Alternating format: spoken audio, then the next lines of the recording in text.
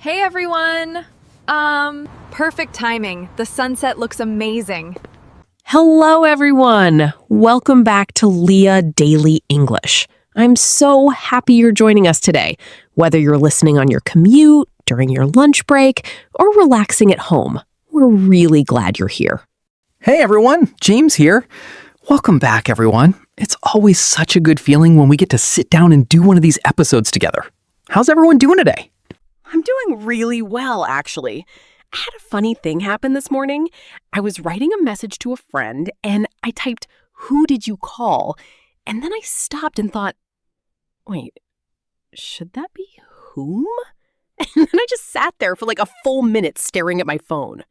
Oh, I know that feeling so well. That little moment of panic where you know something sounds a little off, but you can't quite explain why. Exactly. And honestly, that's exactly why we're talking about this today.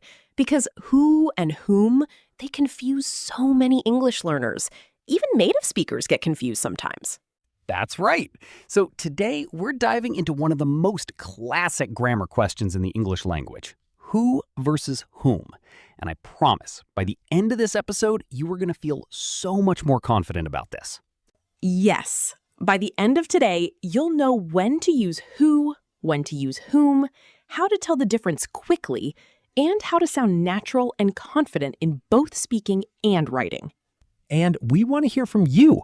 Before we even start, leave a comment below and tell us, do you use whom in your everyday English? Or do you just use who for everything? Be honest. We won't judge. I'll be honest. I used to just use who all the time and hope for the best. But now I actually know the difference, and it feels amazing. So stick with us. And if you haven't already, please subscribe to Leah Daily English and hit that notification bell. We post new episodes regularly, and we don't want you to miss a single one. Okay, let's get into it. All right, let's start from the very beginning, because this is where everything makes sense. To understand who versus whom, we need to talk about two simple grammar ideas: subjects and objects. Don't worry if those words sound scary. We're going to make this super simple. Right. So here's the basic rule. Who is a subject pronoun. That means it does the action in a sentence. And whom is an object pronoun. That means it receives the action. Think of it this way. Who goes where you could say he or she.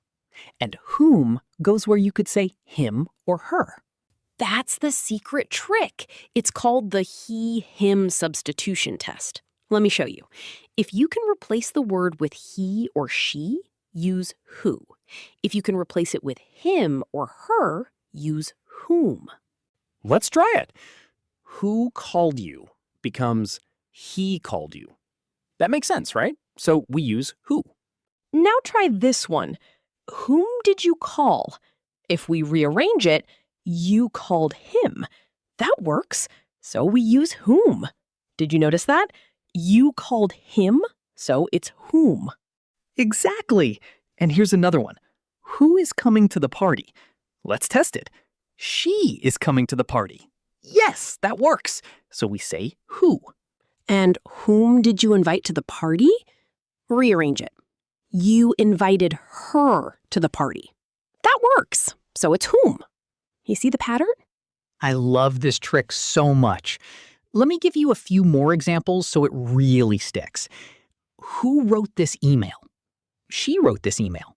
Use who. Whom did you send the email to? You sent the email to her. See how clean that is? Here's a really important thing to notice. Who usually comes at the start of a question, when the question is asking about the person doing something. And whom often comes after a preposition. Words like to, for, with, from, by. That's such a good tip. Words like to whom, for whom, with whom, from whom, those are very common phrases, and they're all correct grammar. Right. To whom did you speak? For whom is this gift? With whom are you traveling? These all sound formal, but they're completely correct. Now, here's something I want you to practice right now. Pause and try this. Say out loud, who is your best friend? And then, whom did you meet yesterday? Can you feel the difference? Who is asking about a subject, the person doing something. Whom is asking about an object, the person something is done to. Leave a comment below and try writing one sentence with who and one with whom. Even something simple is great. We love seeing your examples. So, to summarize this first section, who is like he or she, and whom is like him or her. That simple substitution trick will save you every single time. Great foundation. Now let's build on that and look at how these words work in more complex sentences, not just questions. Okay, so now that we understand the basics, who as subject, whom as object, let's look at a really common place where these words appear, and that's in relative clauses.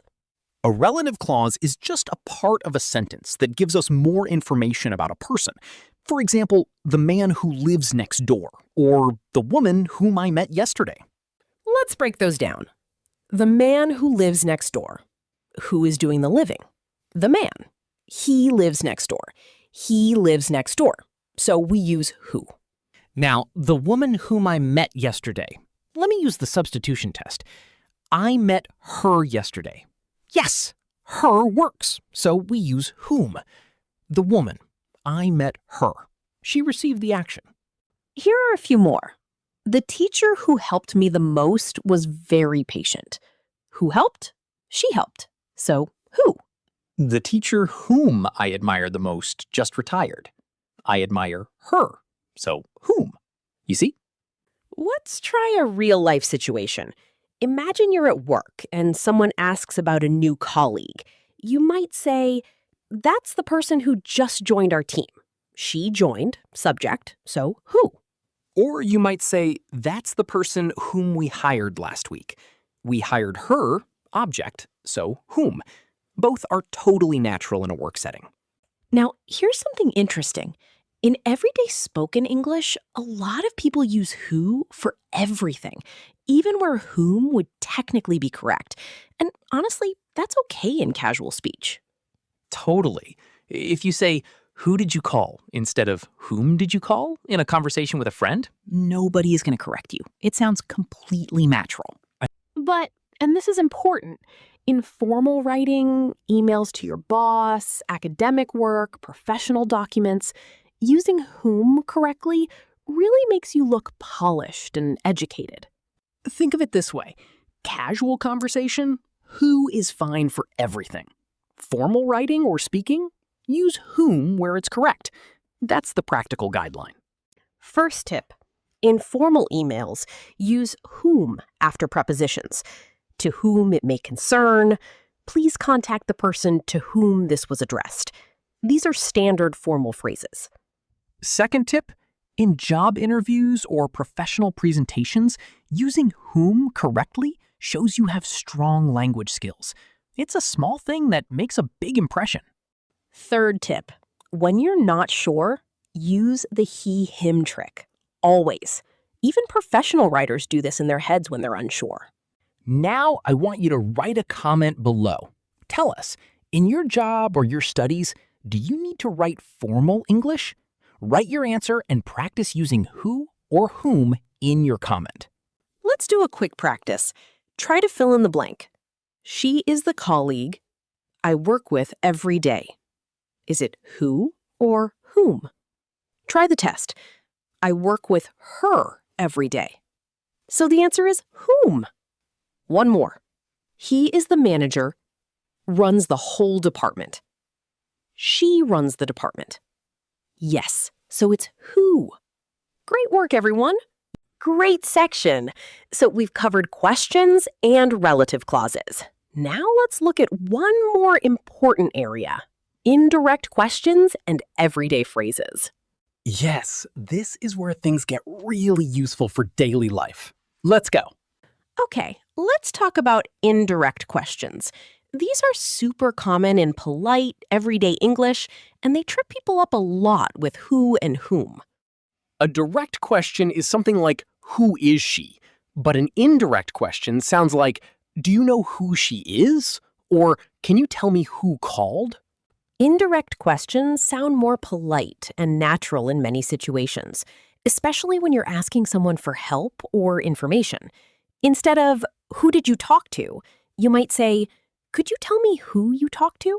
Now notice, in that indirect question, who you talk to, should that be who or whom? Let's test it.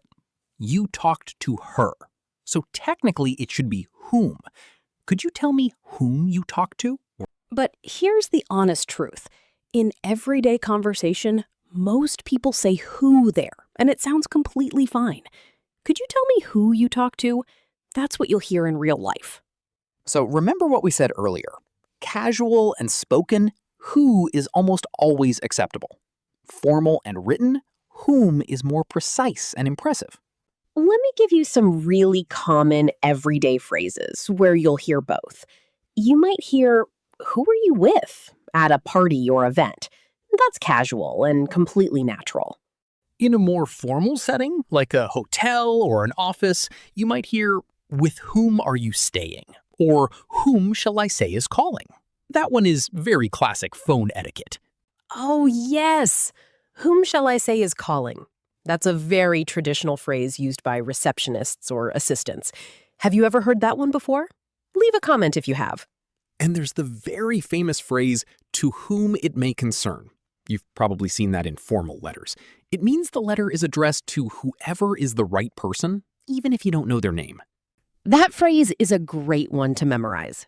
If you ever need to write a formal letter to a company or institution and you don't know who to address it to whom it may concern is perfect. Now let's look at some tone and delivery tips. When you use whom in conversation, it sounds educated and careful. But if you say it in the wrong tone, it can sound stiff or even a little cold. Right. So the key is to say it naturally, not to show off. Use whom when it genuinely fits and let it flow naturally in your sentence. Don't pause dramatically before it. Here's a little mini practice. I'll give you a situation and you respond. Try saying it out loud. Ready? You should contact the person whom the email was sent from. Or more casual, contact whoever sent you the email. See how both versions work in different contexts? Now you try. Imagine you're at work and someone asks who handles the schedule. Say your answer out loud right now. Use who or whom. Practicing out loud is so important. Your mouth needs to get used to making these sounds naturally, not just your brain understanding it on paper. Wonderful. So we've covered 3 big areas: questions, relative clauses, and indirect questions and everyday phrases. Now let's talk about the most common mistakes people make, because knowing the mistakes is half the battle. Okay, confession time. We've both made these mistakes, and honestly, they're really common, even among native English speakers. So please don't feel bad if you recognize any of these. Mistake number 1, using whom everywhere to sound smart. Some learners think whom always sounds more educated, so they just use it all the time. But that's actually incorrect. For example, saying whom is calling is wrong. Who is calling is correct because she is calling. She is the subject. Using whom there actually sounds strange and awkward, even to native speakers. So the rule is, don't just use whom to sound fancy. Use it correctly. Whom only when the person is the object, not the subject. Mistake number 2, always avoiding whom because it sounds too formal. Some learners just avoid it entirely. They say who in every single situation. In casual speech, that's fine. But in formal writing, it can look like an error. For example, in a formal letter, you might write, "Please contact the manager who you reported to." But the more correct version is the manager whom you reported to. In formal writing, that difference matters. Mistake number 3, confusing who with that. Some learners say, "the person that called me," instead of "the person who called me." When we're talking about people, who is usually preferred over that. So instead of "she's the woman that helped me," say "she's the woman who helped me." When referring to people, who just sounds more natural and respectful than that. Mistake number 4, forgetting the preposition rule. Many learners don't realize that whom almost always comes after prepositions like to, for, with, by, from. So phrases like to who or for who are incorrect. The correct versions are to whom, for whom, with whom, by whom, from whom. If you see a preposition before a question word referring to a person, use whom. Can you write in the comments, which of these 4 mistakes have you made before? Honestly, I think most of us have made at least one. It's totally normal. And remember, making mistakes is how we learn. Every mistake you make and correct brings you one step closer to fluency. Don't be hard on yourself. Just notice, correct, and move forward. That's such good advice. The fact that you're here, learning and trying, that already puts you ahead. You're doing amazing. Absolutely. Now, let's do some fun practice together to lock all of this in. Okay, it's practice time. This is my favorite part. We're going to play Choose the Correct Sentence. I'll give you 2 options, and you decide which one is correct. Say your answer out loud. Don't just think it. Say it. Ready? Here we go. Situation 1.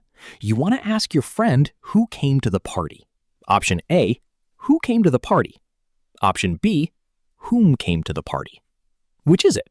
The answer is A. Who came to the party? Because she came to the party. Subject. So, who? Situation 2. You want to ask who your friend was talking to. Option A, who were you talking to? Option B, whom were you talking to? Both are actually acceptable here, but which one is more formally correct? Option B is more formally correct. Whom were you talking to? Because you were talking to her. Object. So, whom. But option A is totally fine in casual conversation. Situation 3. You're writing a formal letter to a company. You don't know the person's name.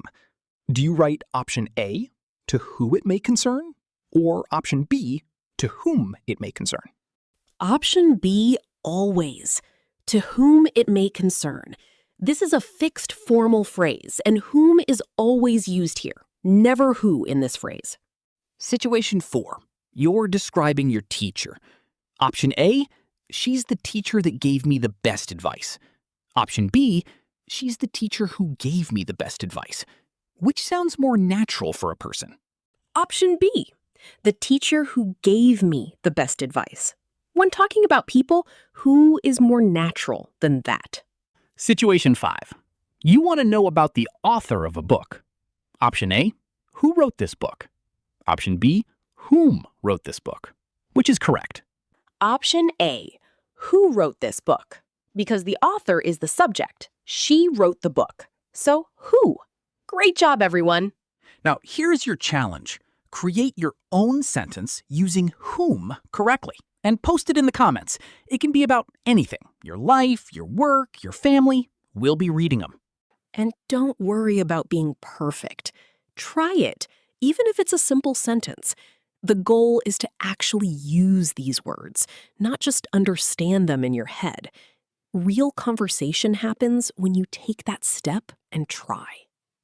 Language learning is about communication first, perfection second. As long as people understand you and you're making progress, that's a win every single time. Wow, what a great episode. I am so proud of everyone who stayed with us all the way to the end. Let's do a quick recap of everything we learned today. Yes. So we covered 3 main things. Number 1, the basic rule. Who is a subject pronoun, like he or she? Whom is an object pronoun, like him or her? Use the substitution test to check. Number 2, where they appear. Who and whom show up in questions, in relative clauses, and in indirect questions. In formal writing, use them precisely. In casual conversation, who is usually fine everywhere. Number 3, common mistakes. Don't overuse whom to sound smart. Don't avoid it entirely in formal writing. Remember, who is preferred for people over that. And always use whom after prepositions, like to, for, with, by, and from. I really hope this episode made who and whom feel less scary and more manageable. Because honestly, once you know the he-him trick, it all clicks into place. Here's a question to reflect on before the next episode. Where in your daily life could you practice using whom this week? Maybe in an email, a message to a colleague? Think about it and try it. And we'd love to hear from you in the comments. Tell us, what was your biggest takeaway from today? Did anything surprise you? Was there something that confused you that's now clear? Write it below. And please, if this episode helped you, share it with a friend who's learning English. You could help someone else have that aha moment today. That means the world to us.